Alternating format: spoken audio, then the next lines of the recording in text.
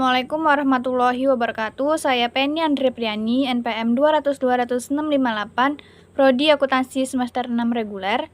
Di sini saya akan mempresentasikan mata kuliah akuntansi pemerintah dengan dosen pengampu Bapak Zahrijal Hidayat, SEMAK, Sekolah Tinggi Ilmu Ekonomi Muhammadiyah Sahan. Adapun materi yang akan kita bahas yaitu mengenai bab 3, kerangka konseptual akuntansi pemerintah. Lalu, apa yang akan kita bahas dari kerangka konseptual akuntansi pemerintah? Yang pertama, ada prinsip akuntansi. Yang kedua, ada standar internasional akuntansi sektor publik. Yang ketiga, ada standar akuntansi pemerintah. Yang keempat, ada kerangka konseptual akuntansi pemerintah. Yang kelima, ada strategi penyusunan standar akuntansi pada negara berkembang. Yang keenam, yaitu ada tujuan kerangka konseptual akuntansi pemerintah. Baiklah, kita akan membahas yang pertama, yaitu ada prinsip akuntansi. Prinsip akuntansi yang berlaku secara umum memiliki makna bahwasannya laporan keuangan di dalam sebuah perusahaan bisa dimengerti oleh siapapun dan dengan latar belakang apapun, sesuai dengan pernyataan standar akuntansi keuangan atau PSAK pada nomor 1, paragraf 9 dan 10, yang menyatakan bahwa laporan keuangan ini dibuat berdasarkan standar akuntansi dan tentu saja bisa memenuhi semua kebutuhan dari para pengguna seperti investor dan juga karyawan perusahaan. Prinsip akuntansi yang berlaku secara umum menggunakan acuan dari berbagai macam sumber, di mana salah satunya adalah Ikatan Akuntansi Indonesia atau IAI yang terdiri dari satu, prinsip akuntansi yang mendapatkan pengakuan dan juga pengatur standar dari IAI. Yang kedua, pernyataan dari lembaga, badan, hingga pakar dalam laporan keuangan yang menimbang isu-isu akuntansi dan prakteknya yang berlaku secara umum. Yang ketiga, pernyataan dari lembaga atau badan yang diakui oleh pengatur standar akuntansi yaitu IAI, namun belum dibuka dan dipublikasikan. Yang keempat, praktek persyaratan resmi yang tersebar secara luas yang diakui sebagai ketentuan umum dan lazim pada industri tertentu yang penerapannya berada dalam kondisi khusus dan penerapan standar akuntansi yang berlaku secara umum. Yang kedua, ada standar internasional akuntansi sektor publik. Federasi Akuntansi Internasional atau IFAK membentuk suatu tugas khusus guna menyajikan standar akuntansi publik kepada halayak umum. Tugas khusus ini diserahkan kepada Public Sector Committee yang diperintahkan untuk menyusun standar akuntansi untuk organisasi sektor publik yang sesuai dengan standar internasional. Dan standar ini disebut pula dengan International Public Sector Accounting Standard atau yang disebut sebagai IPSAS atau disebut juga Standar Internasional Akuntansi Sektor Publik. Gugus tugas ini menyusun standar akuntansi dan juga menyajikan program yang sistematis agar aplikasi IPSAS ini bisa digunakan oleh semua akuntan dan juga entitas publik di semua negara. Standar akuntansi internasional atau IAS menjadi acuan bagi gugus tugas tersebut dalam menyusun standar untuk akuntansi publik dengan menggunakan IPSAS yang diharapkan bisa memberikan keuntungan di dalam kualitas laporan keuangan di sektor publik serta peningkatan yang signifikan terhadap laporan-laporan tersebut. Yang C, ada standar akuntansi pemerintah atau yang poin ketiga, pelaporan keuangan akuntansi dan juga audit di sektor pemerintah baik di tingkat pusat maupun daerah memang menjadi salah satu hal yang harus mendapatkan perhatian dan guna memenuhi kebutuhan tersebut, maka standar akuntansi pemerintah atau SAP ini dibangun. Komite SAP ini adalah sebuah perjalanan reformasi di sektor keuangan yang ada di Indonesia. Pembentukan Kompartemen Akuntan Sektor Publik di IAI pada tahun 2000 lalu menjadi salah satu jalan dalam penyusunan standar akuntansi keuangan bagi semua unit kerja yang ada di pemerintahan. Dari proses tersebut, maka dicetuskan Exposure Draft yang menjadi standar akuntansi sektor publik di mana Dewan Standar Akuntansi Sektor Publik dari IAI yang merilis draft tersebut. Exposure draft ini memiliki 6 hal yang harus dikeluarkan yaitu sebagai berikut. Yang pertama ada penyajian laporan keuangan, yang kedua ada laporan arus kas, yang ketiga ada koreksi surplus dan defisit kesalahan fundamental dan kebijakan akuntansi yang berubah, yang keempat ada dampak perubahan falas, yang kelima ada kos pinjaman, Yang keenam ada laporan keuangan entitas kendalian dan konsolidasi.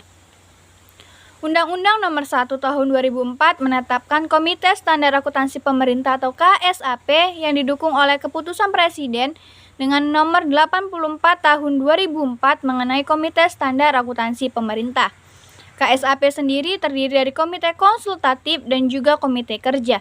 Tugas dari Komite Konsultatif ini akan memberikan konsultasi dan juga pendapat mengenai perumusan konsep dari peraturan pemerintah dalam mengatur SAP tersebut. Sementara Komite Kerja akan mempersiapkan, menyusun, dan juga merumuskan peraturan pemerintah mengenai standar akuntansi pemerintah tersebut.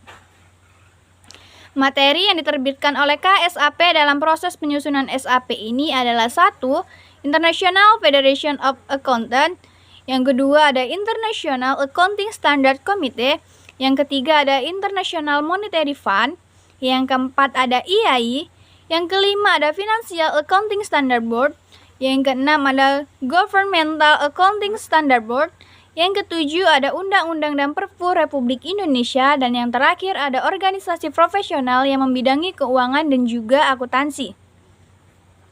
Standar akuntansi pemerintah tersusun dari kerangka konseptual dan terdapat 12 pernyataan yang terdiri dari 1. Penyajian laporan keuangan atau PSAP 01, yang kedua ada laporan realisasi anggaran atau LRA PSAP 02, yang ketiga ada laporan aliran kas atau PSAP 03, yang keempat ada catatan atas laporan keuangan atau PSAP 04, yang kelima ada akuntansi persediaan atau PSAP 05, yang keenam ada akuntansi investasi atau PSAP 06, yang ketujuh ada akuntansi aset tetap atau PSAP 07, yang kedelapan ada akuntansi konstruksi dan pengerjaan atau PSAP 08, yang kesembilan ada akuntansi kewajiban atau PSAP 09, yang ke-10 koreksi dan kebijakan akuntansi yang dirubah atau PSAP 10, yang 11 laporan keuangan konsolidasi atau PSAP 11, dan yang terakhir 12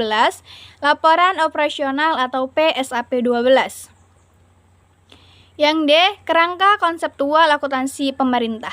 Kerangka konseptual akuntansi pemerintah ini akan merumuskan konsep mengenai laporan keuangan pemerintah di tingkat pusat dan daerah, dan kerangka konseptual ini sebagai pedoman untuk 1.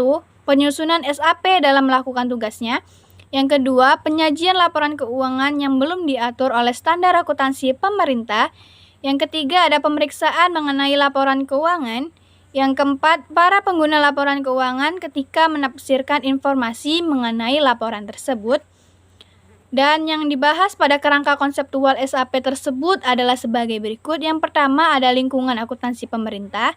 Yang kedua ada pengguna informasi akuntansi. Yang ketiga ada entitas pelaporan keuangan. Yang keempat ada peran dari pelaporan keuangan. Dan yang kelima ada asumsi dasar atas karakteristik kualitatif yang menampilkan manfaat informasi di dalam laporan keuangan serta prinsip akuntansi. Dan yang terakhir yaitu 6, definisi pengakuan dan pengukuran unsur dari laporan keuangan. Ada 8 prinsip yang disajikan di sektor pelaporan keuangan pemerintah yang terdiri dari 1. Basis kas digunakan dalam pelaporan keuangan pemerintah pada sektor pendapatan belanja dan pembiayaan di dalam laporan realisasi anggaran, sementara basis akrual digunakan dalam pengakuan aset kewajiban dan juga ekuitas pada neraca. Yang kedua, aset akan dicatat sesuai dengan pengeluaran kas dan setara kas yang akan dibayar atau sesuai dengan nilai wajar dari sebuah imbalan dalam mendapatkan aset tersebut, sementara kewajiban dicatat sebesar jumlah kas dan juga setara kas. Yang ketiga, pendapatan dengan basis kas yang sudah tersedia ini telah diotorisasi melalui anggaran pemerintah di dalam suatu periode akuntansi guna membayar hutang dan belanja pemerintah pada periode tersebut. Dan yang keempat, informasi akan disajikan secara wajar mengenai transaksi peristiwa lain yang perlu dicatat sesuai dengan substansi dan juga realitas ekonomi yang tidak hanya disajikan berdasarkan aspek formalitas semata.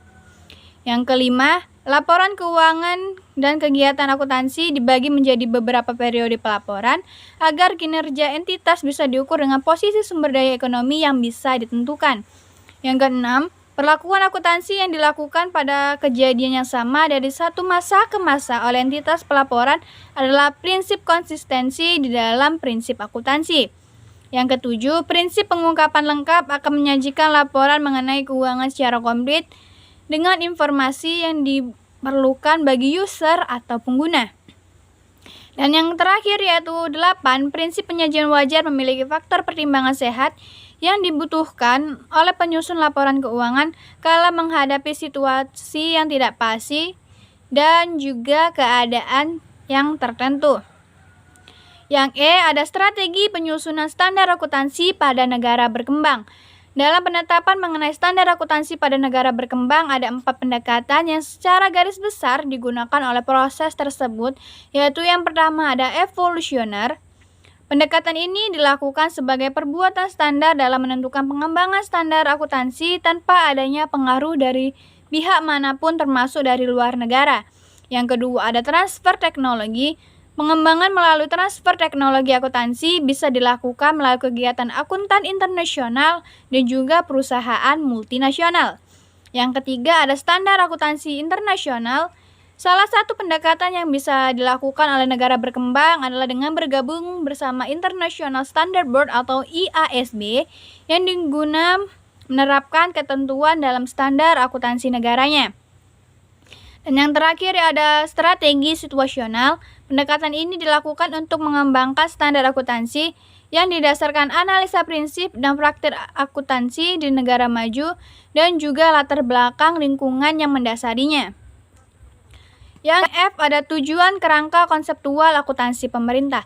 Kerangka konseptual SAP ini akan mempertimbangkan mengenai ciri penting dari lingkungan pemerintah yang bisa menetapkan tujuan akuntansi dan juga pelaporan keuangan. Dan ciri penting ini meliputi 1. Ada ciri utama struktur pemerintahan yang terdiri dari A. Bentuk umum pemerintahan. Yang kedua ada otonomi pemerintahan. Yang ketiga ada pengaruh dari proses politik. Dan yang terakhir ada pajak dan pelayanan.